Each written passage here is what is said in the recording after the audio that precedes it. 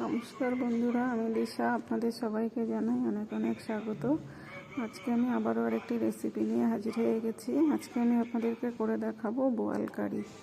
তো দেখুন, এখানে আমি বোয়াল মাছগুলোকে ধুয়ে ভালো করে পরিষ্কার করে নিয়েছি। নিয়ে এখন মাছগুলোতে একটু নুন, হলুদ আর একটু সর্ষের তেল দিয়ে খুব ভালো করে এভাবে মেখে নিচ্ছি।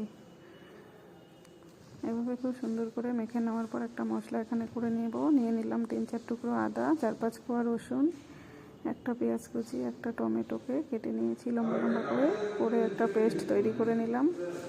নিয়ে এদিকে ননস্টিকের কড়াইটা বসিয়ে দিয়ে তেলটা গরম করে নিয়ে এখন এখানে মাছগুলোকে এক এক করে দিয়ে দিলাম। এভাবে দিয়ে আমি কিন্তু উল্টে পাল্টে একটু লাল লাল করে ভেজে নেব। খুব বেশি কড়া করে ভাজবো না, একটু হালকা করে ভেজে তুলে নেব। তো দেখুন, মাছগুলোকে কিন্তু আমি এভাবে ধীরে ধীরে সবগুলো উল্টে পাল্টে ভেজে নেব। এই বোয়াল মাছ কিন্তু খুব ফাটে, সেই জন্য খুব ধীরে ধীরে ভাজতে হবে, খুব সাবধানে। তো দেখুন, মাছগুলো আমার ভাজা হয়ে গেছে, আমি এখন তুলে নেব। সব মাছগুলো তুলে নেওয়া হয়ে গেলে ওই তেলের মধ্যে আমি দিয়ে দেব আর একটু তেল দিয়ে এখন এর মধ্যে দিয়ে দিলাম গোটা জিরে, গোটা তেজপাতা দিয়ে এখন এর মধ্যে আমি 4-5 টুকরো আলু দিয়ে দিচ্ছি। আলু দিয়ে সামান্য নুন আর হলুদ দিয়ে খুব ভালো করে আলুগুলোকেও ভেজে নেব।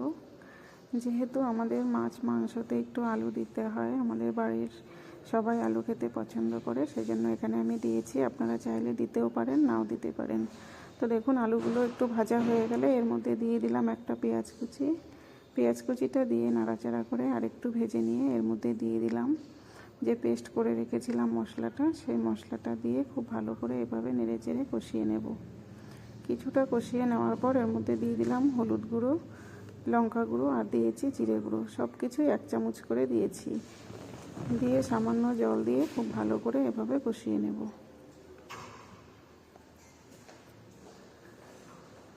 খুব সুন্দর করে এভাবে লাল লাল করে কষিয়ে নিতে হবে। এরপর মশলা থেকে তেল ছেড়ে গেলে এর মধ্যে দিয়ে দিলাম 1 চামচ কাশ্মীরি লঙ্কার গুঁড়ো। এতে করে এই কারির কালারটা খুব সুন্দর হবে। কাশ্মীরি লঙ্কার গুঁড়ো দিয়ে আরেকটু নাড়াচাড়া করে এর মধ্যে দিয়ে দিলাম আরেকটু নুন। এখানে 1 চামচ নুন দিয়েছি। দিয়ে সব কিছু খুব ভালো করে আরেকটু কষিয়ে নিয়ে এখন এর মধ্যে দিয়ে দিলাম পরিমাণ মতো জল। জলটা খুব বেশি দেব না, যাতে আলুগুলো সেদ্ধ হয়ে যায়, সেই পরিমাণেই আমি জল দেব। জলটা দিয়ে মশলার সাথে সব কিছু ভালো করে মিশিয়ে দিয়ে এখন আমি এখানে মাছগুলোও দিয়ে দিয়েছি। মাছগুলো দিয়ে বেশ কিছুক্ষণ কিন্তু এভাবে ফুটিয়ে নেব। ঝোলটা ঠিক ঘন ঘন হয়ে গেলে এর মধ্যে আমি 3-4টা কাঁচা লঙ্কা দিয়ে দিলাম আর দিয়ে দিলাম ওপর থেকে সামান্য একটু ধনেপাতা কুচি। তো দেখুন, দেখতে কতটা সুন্দর হয়েছে, কালারটা খেতেও কিন্তু দুর্দান্ত হয়েছিল।